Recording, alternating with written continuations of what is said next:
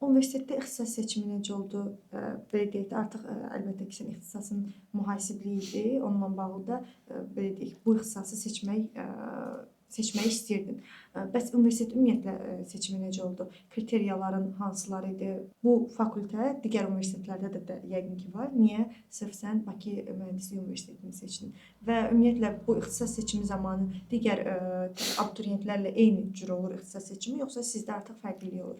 Bizim subakalavrlıq seçim eləməyimiz prosesimiz biraz fərqlidir abituriyentlərdən. Necə ki, seçim olunur, onlarla bir yerdə eyni vaxtda aparılır. Lakin subakalavr ixtisası seçmədiyi, ixtisasda boş yer qaldığı halda subakalavr o yerə qəbul olur. Proses bu cürdür. Yəni bu baxımdan belə davam eləyir.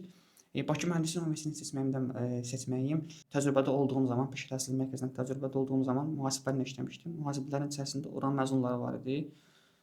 O köklü bir universitetdir və mən oranı seçməyə qərarı aldım. İxtisasımla baxımından da tədrisin keyfiyyəti təbii ki, əsas vacib faktordur və orada tədris haqqında maraqlandım, araşdırma apardım və mənə uyğun olduğunu qərar verdim. Okey, İsmail, bəs sən həm belə deyək də peşə təhsili almısan və həm də universitet təhsili almısan. Bəli. Bunları necə müqayisə edərdin? Yəni peşə təhsilində tədris necə olunur? Universitet qədər yaxşıdırmı, yoxsa təbii ki, universitet təhsili daha öndədirmi? Belə izah edeyim. Məncə bunları fərqləndirmək bir o qədər düzgün deyil. Yəni peşə təhsilimi yaxşıdır, yoxsa ali təhsilim yaxşıdır? Təbii ki, ali təhsil dediyimiz kimi ali səviyyədə olan bir təhsil sistemidir, təhsildir, tədris metodudur.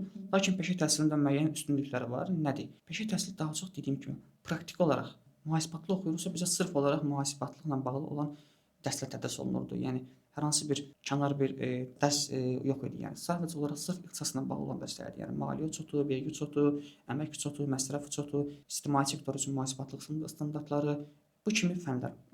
Bəzi baza fənlər vardı. İngilis dili var idi, kompüter baza bilikləri fənni vardı. Lakin ümumilikdə daha çox praktika yönəlimi idi. Sırf bizim ixtisasımızdan belə deyim, uyğunluq göstərən fənlər idi.